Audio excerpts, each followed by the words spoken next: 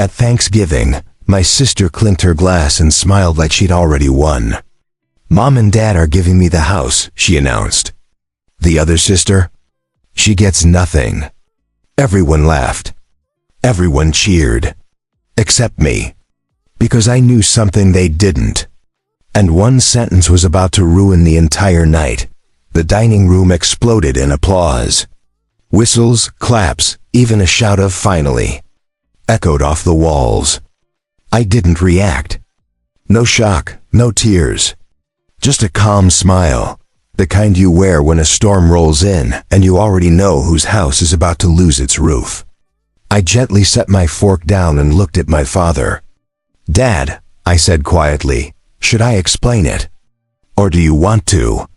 His color vanished. My sister froze mid-smile. And in that silence, everyone felt it. Something was coming.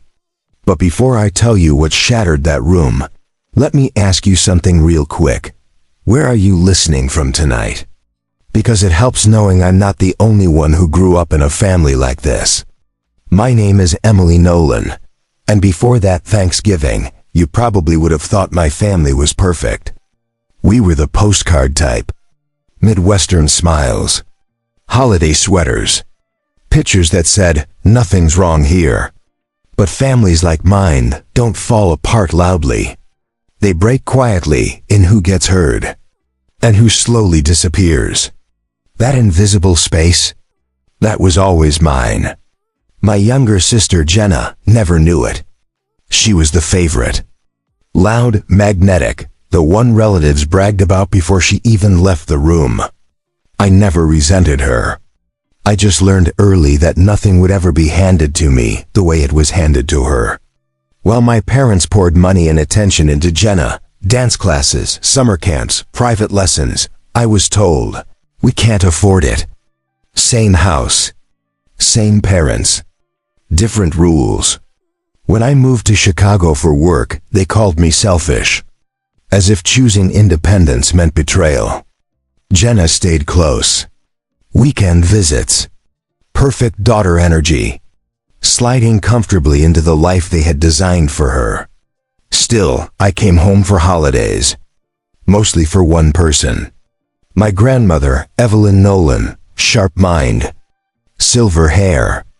And the only one who ever looked at me like I mattered. When she hugged me, it wasn't obligation, it was recognition. She'd tap my cheek and whisper, "You're stronger than they think."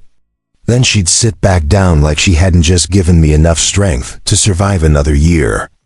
That Thanksgiving felt off. The air was heavy. Like everyone had been handed a script except me. Mom rushed around the kitchen with that tight smile she wears when she's hiding something. And that's when I knew, whatever they thought they were celebrating was about to turn into something else entirely. Dad couldn't hold my gaze for more than a heartbeat. Jenna kept picking imaginary lint off her dress, even though it was spotless. And then I noticed something else. The chair beside mine was gone. Not pushed back. Not moved to another room. Gone. That should have been the warning.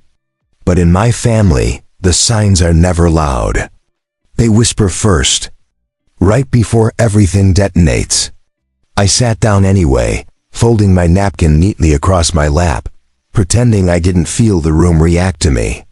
Conversations dipped every time I passed, like someone had hit mute, then restarted with forced laughter once I moved on.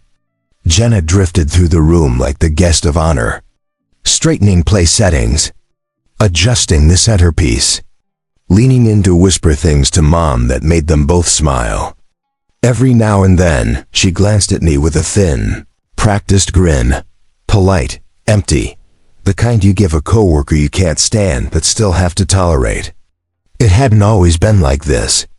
Once we were just sisters, sharing a bedroom, slipping notes under the door when we were supposed to be asleep. She braided my hair, stole my sweaters, begged me to drive her everywhere once I got my license. But somewhere between high school and adulthood, the roles locked in. She stepped smoothly into the part my parents had written for her.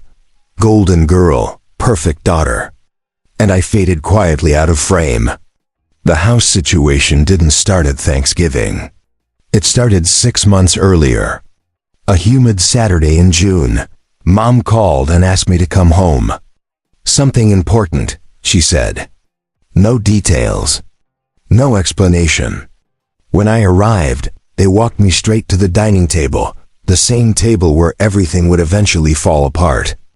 Dad had arranged a folder in front of him like he was giving a presentation. Mom smiled too hard, the kind of smile that hurts your face if you hold it too long. "Sweetheart," Dad said, "we're refinancing the house. Just a formality. Better rates. We just need your signature." My chest tightened. My family never asked me for help unless they needed more than they were willing to admit. I flipped through the papers, my heart pounding as the numbers blurred together. Too many pages. Too many sections blacked out. Too many rushed explanations. "Can I take these with me?" I asked calmly. "My lawyer can look them over." The silence answered before they did. Mom's smile cracked. Dad snapped the folder shut too fast, like he wished he'd never put it in front of me. "It's just paperwork," he said sharply. "Why complicate it?" But I took the folder anyway. Back in Chicago, my lawyer went through the documents, her eyebrows climbing higher with every page. She didn't joke. She didn't soften it. She called me the next morning. "This isn't a refinance," she said. "It's a transfer of liability." I sat up. "What does that mean?" "If you sign," she continued, "you become responsible for their debt." "Debt?" I whispered. "What debt?" She explained slowly, carefully. A second mortgage. Months of missed payments. Foreclosure notices. Things I'd never been told existed. And when it finally sank in, something inside me clicked into place. Not anger. Not yet. Something colder.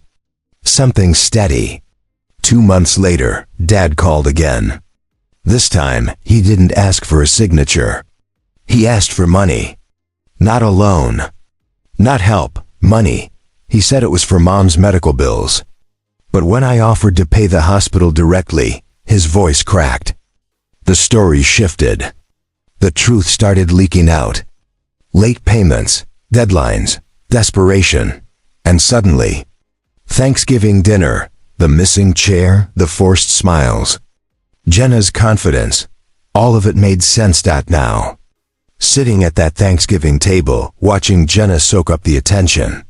The weight of the last 2 months pressed hard against my ribs. They weren't giving her the house. They were giving her the debt. And they expected me to sit quietly beside her while it happened. By November, the secret between my parents and me felt like a live wire stretched across every conversation. We didn't talk about the papers I refused to sign. We didn't talk about the night Dad finally admitted the truth. Our calls shrank to weather updates and vague questions about work, like small talk could seal a crater. What they didn't know was that I hadn't just said no. I'd pulled the property records myself. I knew about the second mortgage. The interest piling up. The foreclosure clock already ticking. They were drowning and trying to pull someone else under with them. At first, I thought that someone was always meant to be me. I was the one with the stable job in Chicago.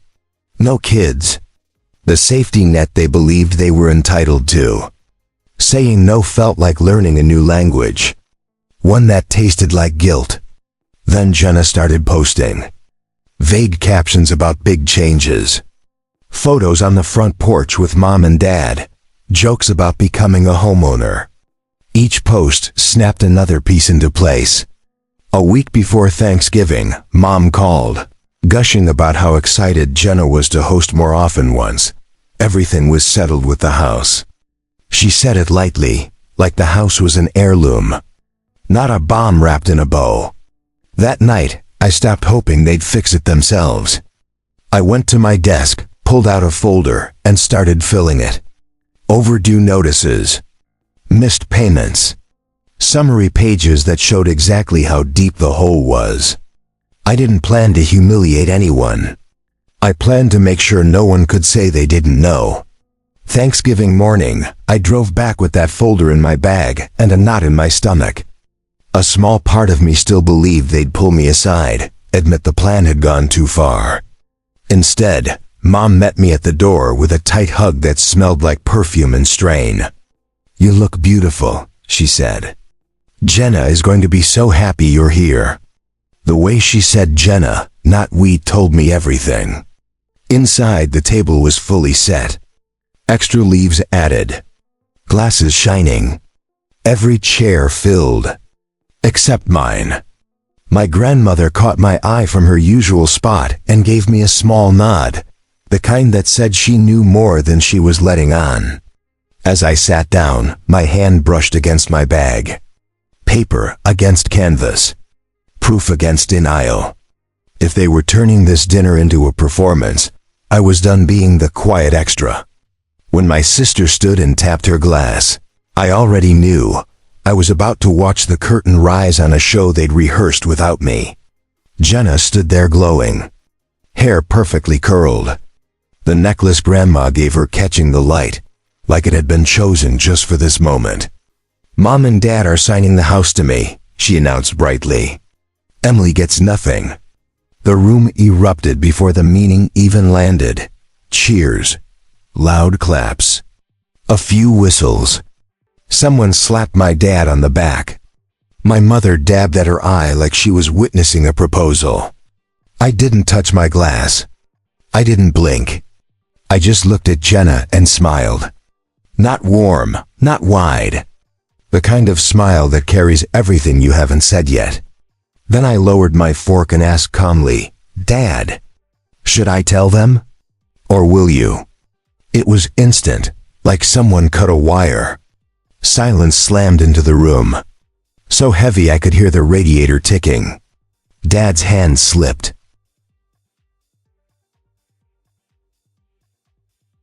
His fork hit the plate with a sharp metallic clatter.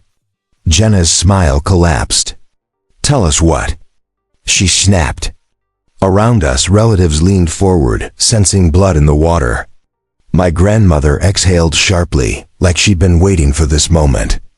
I reached into my bag, pulled out the folder, and set it on the table. I didn't open it yet.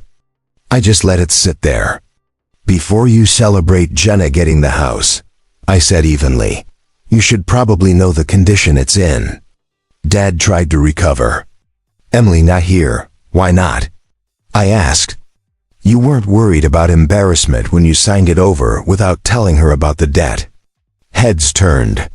Conversations died. Jenna stiffened. "What debt?" I opened the folder. Overdue notices. Payment histories. Bold red warnings. I slid one page forward. "They're behind," I said. "On 2 mortgages." I tapped the paper. The second one was taken out without telling anyone. "They're months from foreclosure," I said. "Maybe weeks." My mother's hand flew to her mouth. Dad's face flushed deep red. Jenna blinked hard, like she'd been struck. "That's not true," she said, her voice climbing. "They would have told me." "Did they tell you," I asked calmly, holding her gaze, "that the house comes with over $100,000 in debt?" Silence.